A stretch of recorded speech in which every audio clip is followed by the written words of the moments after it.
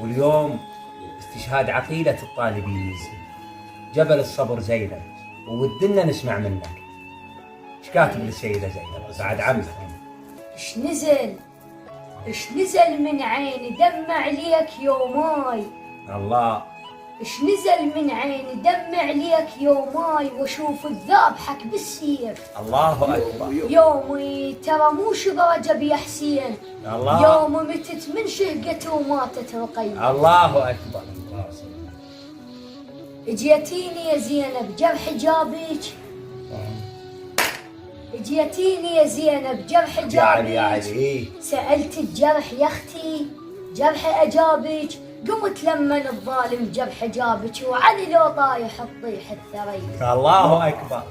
الله اكبر. بعد الله. يا دهر وياك شو مسويه؟ يوم شي مشيت ويا العدلاكي.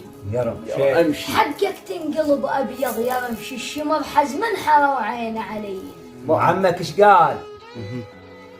قلت خيال الشعر ياخذني بهواجس لجن بيها احساس، وملك الموت سمعه يقول ما مهتم الموت الناس، بس مهتم بامر واحد، امر بصاب وهواس.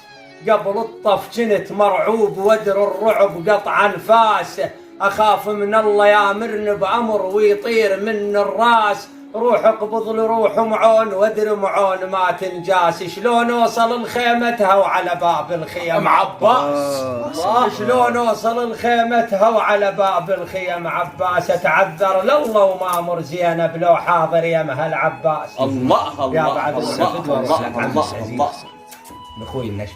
الله يا ابو فرج.